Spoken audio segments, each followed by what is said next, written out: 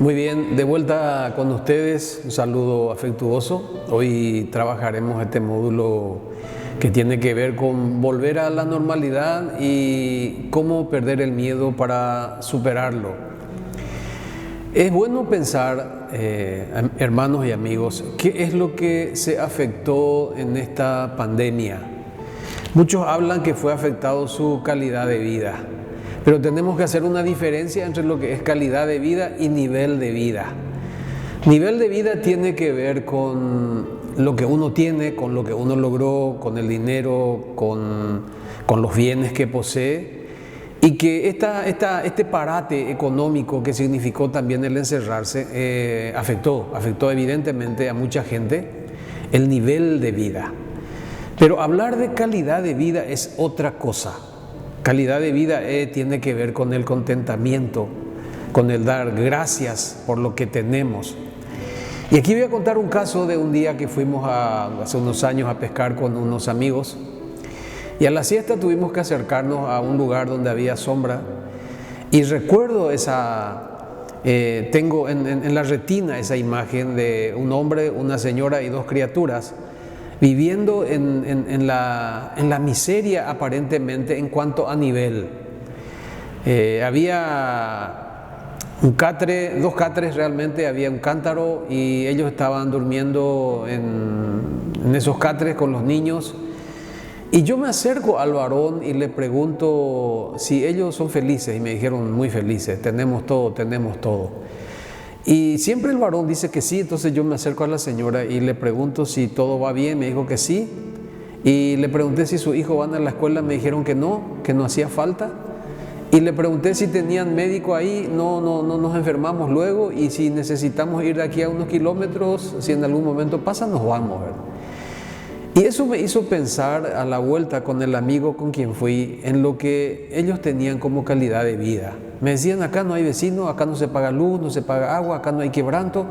Acá nosotros vivimos de la pesca, comemos y cuando sobra, vendemos. Y vivían muy bien ellos. Entonces, esta pandemia afectó a mucha gente en su nivel de vida y a otros en su calidad de vida. Por eso es bueno que los creyentes vayamos a Habacuc, capítulo 3, 17 y 18, y voy a leer este pasaje que es muy fuerte, pero que es muy real para nosotros los hijos de Dios. Dice, aunque la higuera no eche brotes, estoy haciendo en una versión más popular, ni haya fruto en las viñas, aunque falte el producto del olivo y los campos no produzcan alimento, aunque falten las ovejas del aprisco y no haya vacas en los establos, con todo yo me alegraré en el Señor, me regocijaré en el Dios de mi salvación. Esta es la base para vivir con pandemia o sin pandemia. Ya el Señor nos avisó a nosotros que en el mundo tendremos aflicciones. Esta es una más de las que pasamos y vamos a pasar. Ahora, quiero puntualizar algo con ustedes, algo para mí fundamentalmente importante que tiene que ver con el miedo a salir de la zona de confort. Mucha gente dice que tiene miedo del virus y eso generalmente es el pretexto, porque cuando el pueblo iba a la tierra prometida, camino a la tierra prometida, y Dios le había dicho a su pueblo, en esa tierra prometida fluye leche y miel.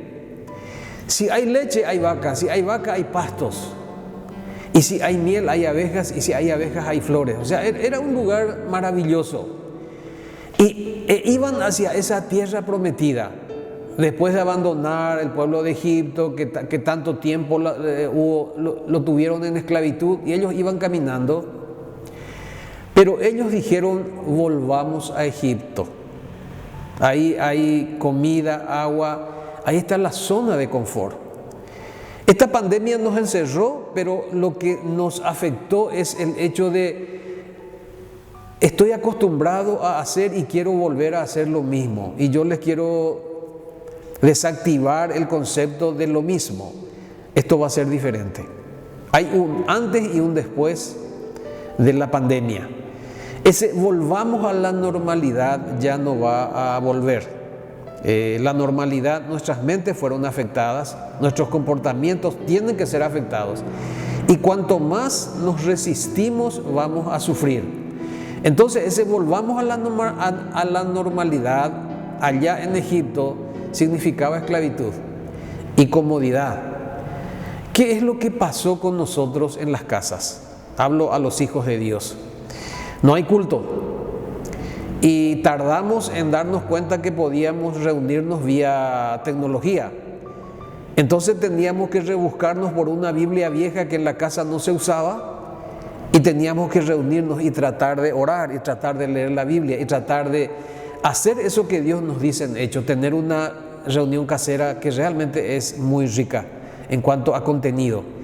Tuvimos que mirarle de frente a nuestros hijos, a la esposa con quienes no hablamos. Entonces, eso hace que yo quiero salir otra vez, pero el salir me da miedo. Y esto me recuerda a un amigo que estaba en la cárcel. Cuando iba a salir, me dice: Santiago, vení, quiero hablar contigo. Voy a salir, pero tengo miedo de salir porque yo me acostumbré a esto. Pero aquí hay 2000 personas peligrosas, pero yo me acostumbré a este peligro y no me acostumbro al peligro de la calle. Entonces ahora vamos a salir. Entonces tenemos que entender que el problema no es el virus. El problema es salir de nuestra zona de comodidad. Entonces, cuando el lenguaje es el vehículo del pensamiento, atiendan bien o con esta otra frase. El lenguaje, lo que yo digo, es el vehículo de lo que yo pienso. Y qué bueno que esto es así, porque Dios dice que me dio el libre albedrío, la libertad de pensar y de actuar. Entonces está en mis manos cómo voy a enfrentar el volver a salir a buscar el pan o hacer las actividades que yo hacía antes, y algo mejor, hacer cosas diferentes a las cuales yo no estaba acostumbrado. Cuando Noé, después de 150 días, pisa de vuelta en el monte Ararat y empieza a bajarse, lo primero que Dios le dice es: juntaron piedras e hicieron un altar para el Señor. Pero no nos cuenta la Biblia, pero Noé tuvo que hacer trabajo de edificar casas, seguramente algunos estanques, rehacer todo lo que necesitaba para vivir en ese momento, cosas a las cuales no estaba acostumbrado. Entonces, ese lenguaje que es tu vehículo del pensamiento significa que todo lo que pensamos nos va a llevar a sentir algo, y eso que vos sentís te va a llevar a acciones. A mí me gustaría, lastimosamente, a través de este video no podemos tener las preguntas de las personas, pero ¿a qué le teme la gente? Algunos te dicen: tengo miedo de... Muy poca gente, estoy trabajando ya con algunas empresas, entonces reabrió, y yo pregunto si tienen miedo de enfermarse, de morir. No, el mayor miedo es quedarse sin trabajo, quedarse sin dinero, quedarse sin la posibilidad de comprar algo. El miedo no está con el virus. Entonces, cuando pierden el trabajo, se desesperan y dicen: ¿qué va a ser de mí? ¿Qué va a ser de mi familia? ¿Cómo voy a sobrevivir? Ahí es donde el tema de lo que vos estás pensando es lo que va a disparar para adelante. Hay tantos versículos que nos llevan a entender de que Dios maneja nuestro pensamiento si le permitimos, pero si no le permitimos vamos a pasar mal. Eso que sentimos nos lleva a las acciones. Entonces, el mayor miedo es salir de la zona que nosotros le llamamos de confort, a eso que yo me acostumbré. Hace unos años, en una iglesia donde yo me congregaba, vivía un hombre que es el que sostenía la casa, 6 hijas. Muere el Señor, solamente él trabajaba y él traía el pan en la casa. Cuando él muere, las chicas se vieron obligadas a buscar trabajo para sobrevivir. Y fue muy doloroso, no la muerte del papá. Si bien es cierto, fue un motivo de dolor, lo más doloroso fue salir de esa zona de confort, esa zona que vos conocés. Y cuando hablo de zona de confort, los psicólogos estamos diciendo que la zona de confort no es solamente el lugar confortable, sino también esas cosas malas que te pasan, pero con las cuales vos ya estás acostumbrado. Entonces, ¿cómo hacemos? Todo lo nuevo, sea bueno o malo, no nos gusta.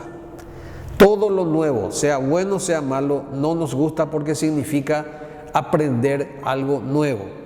Y cuando vos le planteas a alguien aprender algo nuevo, se molesta porque le sacás de su rutina. ¿Por qué muchos padres entraron en crisis? ¿Por qué muchos padres entraron en depresión? ¿Por qué hay ataque de pánico en los padres?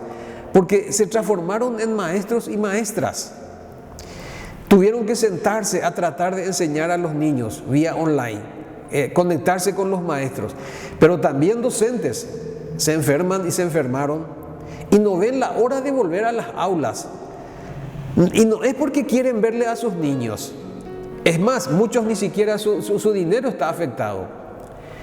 Está afectado la manera de hacer las cosas.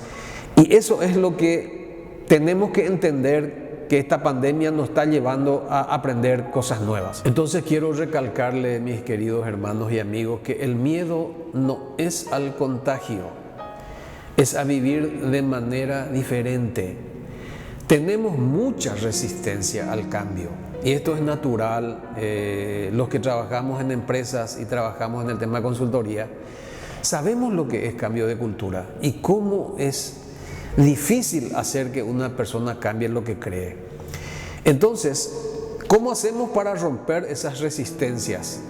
Que es la base, vuelvo a repetir, tenemos miedo de volver a la normalidad. Muchos quieren volver a la normalidad de antes y eso ya no existe, ese escenario ya se fue. Dar el primer paso no te lleva a donde quieres estar, pero te quita de donde estás. Repito, dar tu primer paso no te va a llevar donde querés llegar, pero te va a sacar de ese lugar donde vos estás.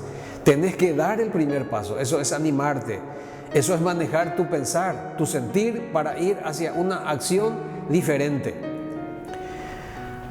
Tu cerebro y mi cerebro está diseñado para cambiar y reorganizarse de acuerdo a tus experiencias. Pero recuerda que lo que piensas, tu cerebro lo toma como experiencia. Una vez vino un misionero que trabajaba con nuevas tribus en el Chaco. Hicimos un paseo por uno de los shopping de Asunción y después de recorrer más de media hora, nos sentamos al patio de comida a comer algo y yo le dije, ¿cuál es tu opinión de lo que viste en este lugar? Y él me dijo, Santiago, es la primera vez que veo tantas cosas que yo no necesito. Y esto me decía ayer también una persona con quien estuve trabajando en un coaching. Me dice, aprendí que necesito tan pocas cosas para vivir y que gastamos el dinero en muchas cosas que no son necesarias. Entonces aquí hay mucho aprendizaje. ¿A qué es lo que le tenemos miedo entonces? A morir, todos vamos a morir. A enfermarnos, todos nos enfermamos. Entonces, ¿a qué le tenemos miedo? A las cosas nuevas. Y quiero acá ir escribiendo algunos tips para poder enfrentar y salir con confianza ante este nuevo desafío. Primero quiero que entiendas, porque yo ya lo entendí, que yo soy el único responsable de mi vida. De mi vida. Obviamente está un Dios que controla, maneja mi vida. Pero aquí en la tierra se habla mucho de mayordomía. Y cuando hablamos de mayordomía, la gente cree que es manejar el dinero solamente. No, es manejar tus emociones. Es manejar lo que comes, lo que ves, lo que lees, lo que haces, lo que duermes. Todo eso es mayordomía. Dios nos prestó todo y quiere que administremos todo, no solamente el dinero. Entonces, una de las lecciones que yo aprendí es de que, y muy valiosa, es que nadie tiene la culpa de lo que me pasa a mí, solamente yo. A veces la gente o los hermanos vivimos en carnalidades y y pagamos el precio de ese pecado y le culpamos a Satanás. Satanás no tiene nada que ver cuando nosotros entramos en su territorio. Yo tengo la culpa de desobediencia. Yo soy el responsable también de mis éxitos y también de los errores que cometo, nadie más. Hace 2 años, 3 años, mi nieta del medio entró en mi dormitorio y tumbó mi polvo pédico, echó todito, derramó todito. Y cuando yo vengo encuentro y viene su mamá y yo le veo toda sucia, sucio todo, le dijo, ¿quién hizo esto? Y ella me dijo, yo. Y su mamá le quiso pegar y le dije, no le pegues, asume. Es tan importante asumir, porque a veces queremos culparle a alguien de lo que nos pasa. Y eso también nos pasa. Acá queremos culparle al gobierno. Yo no me voy a cuidar por el gobierno. Acá hay ladrones. Sí, todos lados hay. No, ese no es el punto. El punto es que vos te hagas responsable de tu salida, de tu cuidado, de lo que piensas y de lo que sientes. Y que uses ese libre albedrío que Dios te dio para ponerlo en las manos y para que vos apuestes por alguien que sí te puede dar una mano. Sé que lo que consigo es el resultado directo de lo que pienso y de las acciones que tomo. Lo que hoy logré es producto de lo que hice hace 5 años. Y las decisiones que hoy tomo me van a llevar a 5 años más adelante. En cualquiera de los campos. En el área espiritual, en el área emocional y en el área físico. Decía mi consuegro, o dice mi consuegro, el doctor Rubén Díaz Lluré, sobrepeso de 10 años es diabetes. Y diabetes es el primo hermano de los problemas cardíacos. Entonces, si un especialista te dice esto en 10 años se transforma en esto, nosotros también tenemos indicadores espirituales. Y nosotros tenemos que también entender de que con esto el Señor nos enseñó o quiere enseñarnos confianza. Voy a salir, pero tengo miedo. Claro. Lo que estás pensando te va a llevar a sentimientos, pero te tiene que llevar a acciones inteligentes. Así que tú debes tener también esto en cuenta y dejar de poner excusas o culpar al mundo por lo que pasa o no te pasa. Se está haciendo, se está despidiendo personal en las empresas. Yo estoy en el rubro de la consultoría de recursos humanos. Y hace 10 años, 20 años que estamos diciéndole a la gente que trabaja, capacítense, vayan por un diplomado, vayan por una maestría, sigan estudiando, porque si viene un desprendimiento de personal, el que se va a ir es el que esté menos preparado. Y esta pandemia está haciendo lo mismo. ¿Quiénes están muriendo? Dicen los que tienen enfermedades de base. ¿Y qué es la enfermedad de base? El hecho de no haberse cuidado a tiempo. Entonces, los que hicieron bien la tarea, ahí vamos, ¿verdad? Entonces, es importante, hermanos, no usar las excusas, sino asumir lo que somos y lo que hacemos. Fíjense que cuando el Señor viene a la tumba de su amigo Lázaro, hay 2 escenarios. Le dicen las hermanas, si hubieras llegado antes, hace días que murió, ya tiene olor, viene el plagueo. Esa mentalidad de la cual estamos hablando, de Señor, si vos estabas acá, esto no iba a pasar, por tu culpa es. La pandemia ocurrió porque no descubrí 1000 pretextos. ¿Qué hizo el Señor? Le dice, saquen la piedra. ¿Y qué significa saquen la piedra? Él no era el que iba a resucitar un muerto, él no podía ordenarle a la piedra que salga, claro que sí, pero le dice, saquen ustedes la piedra. Eso significa, hace tu parte. Saquen ustedes la piedra. Y esa piedra, por lo que yo leí históricamente, porque nunca yo llegué a ese lugar, es una piedra grande, redonda, de arriba abajo. Tuvieron que hacer mucho esfuerzo, varias personas, varios hombres, para sacar la piedra. Una vez que sacan la piedra, Él hace el milagro. Lázaro ven fuera y lo resucita a Lázaro. Y Lázaro estaba, como las momias, por la costumbre de esa gente, estaba todo envuelto. Tampoco lo resucitó desliado. Y ahí dice, desátenlo ustedes. Es interesante cómo Dios trabaja con nosotros. Y en esta pandemia exactamente lo mismo. Nos dio lo suficiente, pero también nos dice, ustedes van a sacar la piedra y ustedes van a desatarlo. Yo voy a hacer el milagro. Hermanos, esto tiene que ver con la fe también. Dice que los hijos de Dios vivimos por fe. Así es que salgamos con confianza, con cuidado, pero entendiendo que lo que pensamos nos lleva a sentir y lo que sentimos nos lleva a tomar acciones. Y que esas acciones están agarradas de la persona de Cristo. Hay demasiadas promesas que yo hoy no les voy a nombrar. Tenemos demasiadas promesas. Agarrémonos de esas promesas y salgamos a enfrentar a este mundo que nos espera con cosas nuevas, nuevos desafíos. Posiblemente ya no vamos a predicar dentro de los templos, o muy poco, vamos a salir a predicar afuera. Sí, pues yo no estoy acostumbrado, tenés que acostumbrarte. Ese es el nuevo desafío. Que tengan una excelente jornada. Que Dios les bendiga.